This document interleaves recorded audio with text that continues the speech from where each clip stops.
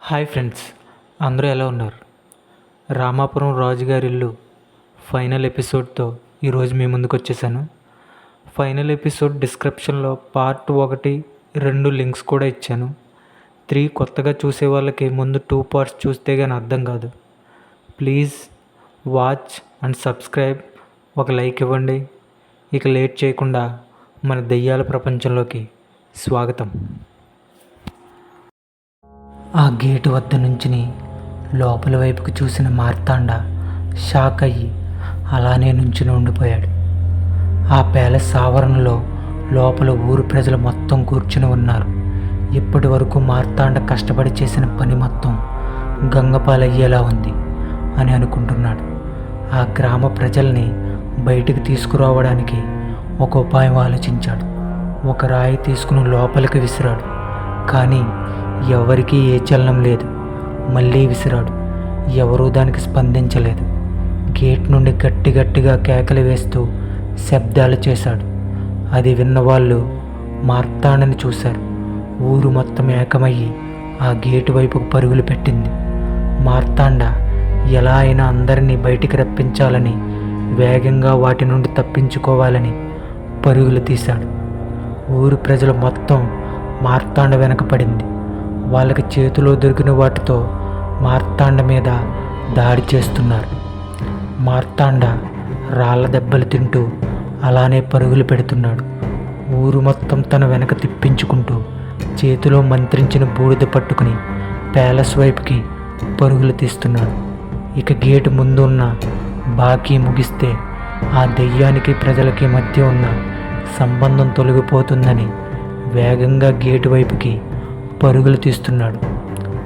అంతే వేగంగా తన వెనక జాంబీల వలె ఊరి ప్రజలు తరుముకొస్తున్నారు. అప్పుడే ఆ దెయ్యం కూడా ప్యాలెస్ లోపల నుండి గేటు వైపుకు నడుచుకుంటూ వస్తుంది. వెనక ఊరు ప్రజలు, ముందు ఆ దెయ్యం, మధ్యలో మార్తాండ. ఆ దెయ్యం గేటు వద్దకు వచ్చింది. బయటకు దాటడానికి తన అడుగులు బయట పెడుతుంది. గేటుకి సమీపంలో ఉన్న మార్తాండ అది గమనించి తన దగ్గర ఉన్న బూడిద ఆ దెయ్యం మీద గుప్పెడుతో తీసుకుంటాడు. అది వెంటనే ఎగిరి ప్యాలెస్ ఆవరణలో పడింది. మార్తాండ ఆ గేటు వద్ద ఆగాడు. మిగిలిన బాకీని ముగిద్దామని బూడిద చల్లేలోపు ఊరు ప్రజలు అతను పట్టుకుని కొరకడానికి చూస్తున్నారు. ఆ జనాల మధ్యలో తప్పించుకుంటూ తనను తాను కాపాడుకుంటూ తన చేతిలో ఉన్న బూడిద తన ముందున్న వాళ్ళ కళ్ళల్లో కొట్టి గాల్లోకి కొంత ఎగరేశాడు.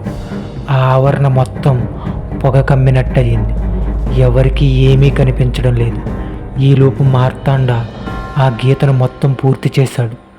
ఆ పొగలా కమ్ముకున్న అంతా తొలగిపోయింది. పడి ఉన్న దెయ్యం లేచి గేటు వైపుకు వస్తుంది. ఊరు ప్రజల మార్తాండని కొంతమంది చేతులు కాళ్ళు పట్టుకుని అతని మీద దాడికి దిగారు. ఆ దెయ్యం నవ్వుతూ గేటు ముందున్న రక్షారేఖను దాటడానికి అడుగులు వేసింది. వెంటనే అది ఎగిరి ఆమడ దూరం పడింది. ఒక్కసారిగా ఏదో మాయ జరిగినట్టు ఊరు ప్రజలందరూ స్పృహ కోల్పోయి కింద పడిపోయారు. మార్తాండ ఒక్కసారిగా అమ్మయ్య, ఇక లోపల ఉన్న దెయ్యం సంగతి చూడాలి, ప్రజలందరూ సురక్షితంగా కాపాడాను అని మాంత్రికుడి దగ్గరికి బయలుదేరాడు. మార్తాండ మాంత్రికుడిని తీసుకుని రామాపురం బయలుదేరాడు. ఇద్దరూ ఉదయం సమయంలో ఆ ప్యాలెస్ దగ్గరికి చేరుకున్నారు. మాంత్రికుడు ఆ ప్యాలెస్ పరిసరాలు, వాతావరణం గమనించాడు. తన మాంత్రిక శక్తితో లోపల ఉన్నవి మామూలు దెయ్యాలు కాదు అని, ఆ ఊరి మీద కోపంతో రగిలిపోతున్నాయని, ఆ దెయ్యాల యొక్క శక్తి తన మాంత్రిక శక్తిని మించింది అని తెలుసుకున్నాడు. మార్తాండతో మాంత్రికుడు ఇలా అంటున్నాడు: మార్తాండ, ఈరోజు రాత్రికి ఆ ప్యాలెస్ ఎదురుకుండా నాకు పూజలు ఏర్పాటు చెయ్యి. నేను ఒక తాంత్రిక హోమం చెయ్యాలి. నా శక్తి మొత్తం దారబోసైనా సరే ఆ దెయ్యాన్ని కట్టడి చేస్తాను అని చెప్పాడు. మార్తాండ చెప్పినట్టుగానే ఊరు ప్రజల సాయంతో హోమానికి ఏర్పాట్లు చేశాడు. ఊరు మొత్తం అక్కడే ఉంది. ఆ హోమాన్ని చూస్తుంది. హోమం మొదలు పెట్టగానే ఆ శరల్ని ఆవహించి ఉన్న దెయ్యం ప్యాలెస్ బయటికి నడుచుకుంటూ వస్తుంది. మాంత్రికుడు చదివే మంత్రాలకు ఊపిరాడకుండా ఉంది. మొత్తం ప్యాలెస్ ఆవరణ అంతా పెనుకేకలు పెడుతూ వీరవిహారం చేస్తుంది. ఆ దెయ్యం తీరుకి ఊరు మొత్తం ఆశ్చర్యంతో, ఒళ్ళంతా భయంతో నిండి బిక్కుబిక్కుమంటూ చూస్తున్నారు. ఆ మాంత్రికుడి శక్తికి ఆ సరళని ఆవహించి ఉన్న దెయ్యం నేల మీద పడిపోయింది. ఒక్కసారిగా అంతా నిశ్శబ్దం. మాంత్రికుడు పూజ ఆపేశాడు. మాంత్రికుడు లేచి ఆ గీసిన బంధనం దాటి తనతో పాటు శక్తివంతమైన మంత్రించిన బూడిదని తీసుకుని లోపలికి తను ఒక్కడే అడుగు పెట్టాడు. ఎవరిని లోపలికి రావద్దని చెప్పాడు. అందరూ బంధనం యువతల వైపు ఉండి చాలా ఉత్కంఠగా ఏం జరుగుతుందో అని వేచి చూస్తున్నారు. మాంత్రికుడు మెల్లగా సరళపడి ఉన్న దగ్గరికి వెళ్ళి ఆమె చుట్టూ బంధనంగా మంత్రించిన బూడిదని వేశాడు. కొన్ని క్షణాల్లో సరళ లేచింది. లేచి, ఎవరు మీరు, నేనేంటి ఇక్కడ ఉన్నాను అని అడుగుతుంది. దానికి మాంత్రికుడికి ఒక్కసారిగా భయం వేసింది. ఆ దెయ్యం ఆత్మ సరళ ఒంట్లో లేదు అని తెలుసుకుని తాను కూడా సరళ ఉన్న బంధనం లోపలికి వెళ్ళిపోయాడు. అమ్మా, మనిద్దరం చాలా ప్రమాదంలో ఉన్నాం. ఏం జరిగినా నువ్వు ఎట్టి పరిస్థితుల్లోనూ బయటకు రాకు అని సరళకి చెప్పాడు. గాలి కంటే వేగంగా ఆ దెయ్యం మాంత్రికుడు సరళ ఉన్న చోటికి ఉగ్ర రూపంతో వచ్చింది. ఆ రూపానికి అందరూ ఒళ్ళు గొగ్గురు పొడిచి ఒళ్ళంతా భయంతో వణికిపోతున్నారు. కానీ ఆ శక్తివంతమైన బంధనం దాటి ఆ దెయ్యం మనల్ని ఏమీ చేయలేదు, నువ్వు భయపడకు అని మాంత్రికుడు సరళకి ధైర్యం చెప్పాడు. చాలా కోపంతో ఉగ్రరూపంతో ఆ దెయ్యం వాళ్ళిద్దరి చుట్టూ తిరుగుతోంది. మార్తాండ, స్వామి, ఇప్పుడు ఏం చేయాలి? ఇంకేమైనా అవకాశం ఉందా అని అడిగాడు. ఆ మాంత్రికుడు ఆ బంధనంలో కూర్చొని కళ్ళు మూసుకుని ధ్యానంలోకి వెళ్ళాడు. కళ్ళు తెరిచి ఒక ఉపాయం ఉంది అని చెప్పాడు. ఆ మాట మాత్రమే మార్తాండకి వినిపించింది. ఆ తరువాత మాంత్రికుడు చెప్పిన మాటలు ఏమీ మార్తాండకి వినిపించడం లేదు. ఆ చుట్టూ వాతావరణం, గాలి కూడా ఆ దెయ్యం ఆధీనంలోకి వెళ్ళిపోయాయి. మార్తాండకి ఏమీ వినిపించక, స్వామి, ఏం చెప్తున్నారో వినపడడం లేదు అని గట్టిగా అరుస్తున్నాడు. కానీ మాంత్రికుడికి కూడా ఏమీ వినిపించడం లేదు.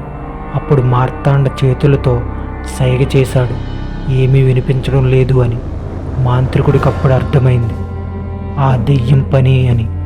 అప్పుడు మాంత్రికుడు తన ఉపాయం మొత్తం సరళ చెవిలో ఏం చేయాలో చెప్పాడు. అమ్మా, నేను ఈ దెయ్యాన్ని ఒక్క నిమిషం పాటు నిలువరించగలను. ఈలోపు నువ్వు ఆ గేటు బయట ఉన్న బంధనం దాటి బయటికి వెళ్ళిపో అని చెప్పాడు. సరళ దానికి సరే అని చెప్పింది.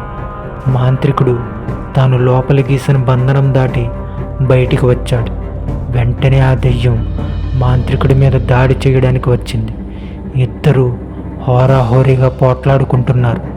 ఈలోపు సరళ బయటికి వెళ్ళిపోయింది. దెయ్యం మాంత్రికుడిని శక్తిహీనుడిగా చేసి గాయపరిచింది. మాంత్రికుడు ఆ దెయ్యం కొట్టిన దెబ్బలకి చలనం లేకుండా కింద పడిపోయాడు. బయటికి వెళ్ళిన సరళ మార్తాండకి మాంత్రికుడు చెప్పిన ఉపాయం చెప్పింది. ఈ ఊరు అంకాలమ్మ విగ్రహానికి చందనం పూసి ఉంటుంది. ఆ చందనం మొత్తం ఒళ్ళంతా రాసుకుని అమ్మవారి విభూతి ధరించి అమ్మవారి చేతిలో శక్తివంతమైన త్రిశూలం పట్టుకుని ఆ బంధనం లోపలికి అడుగు పెట్టాలి. ఆ దెయ్యం అతన్ని ఏమీ చేయలేదు, కానీ ఆపడానికి చాలా అడ్డంకులు సృష్టిస్తుంది, భయపెడుతుంది, చాలా వికృత చేష్టలు చేస్తుంది. కానీ అవేమీ పట్టించుకోకుండా నీళ్లు లేని ఆ బావిలో పడి ఉన్న అస్థిపంజరాలు బయటికి తీసి తగలబెట్టేయండి. రేపే అమావాస్య. ఆ బూడిద తీసుకువెళ్ళి సముద్రంలో కలిపేయండి. ఇక ఊరికి ఉన్న సమస్య పోతుంది అని సరళ ఆ మాంత్రికుడి మాటలు మార్తాండకి చెప్పింది.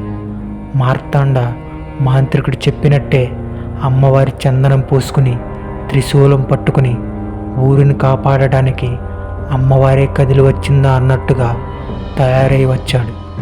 మార్తాండ ఆ అంకాలమ్మని మనసులో తలుచుకుని భారం ఇక నీదే తల్లి అని లోపలికి అడుగుపెట్టాడు. ఆ అడుగుతో మొత్తం వాతావరణం నిశ్శబ్దంగా మారిపోయింది. గాలి కూడా వీయడం ఆగిపోయింది. ఎక్కడ వాళ్ళు అక్కడ నిలుచుని ఏం జరుగుతుందో అని భయంతో చూస్తున్నారు. మార్తాండ బావి ఉన్న వైపుకి వెళుతున్నాడు. అకస్మాత్తుగా మళ్ళీ హోరున పెనుగాలు వేస్తుంది. చుట్టూ ఉన్న సామాన్లు అన్నీ మార్తాండ మీదకి వెళ్తున్నాయి. కానీ మార్తాండ వాటిని తప్పించుకుంటూ ముందుకు సాగిపోతున్నాడు. ఆ అమ్మవారి రక్ష మార్తాండని కాపాడుతుంది. బావిలో దిగడానికి ఒక తాడు కట్టి లోపలికి దిగాడు. నీళ్లు లేని బావి కావడంతో మార్తాండ పని చాలా సులభమైంది. ఆ అస్థిపంజరాలకి లోపల తాడు కట్టేశాడు. ముందు తను బయటకు వచ్చి ఆ అస్థిపంజరాలను పైకి లాగి మాంత్రికుని కూడా బయటికి తీసుకుని వెళ్ళిపోయాడు. ఆ అస్థిపంజరాలను తగలబెట్టి వాటికి కపాల మోక్షం కలిగించి ఆ అస్థికలను సముద్రంలో కలిపేశారు. ఇక ఆ ఊరు రామాపురం రాజుగారి ఇల్లు కథ సుఖవంతమైంది.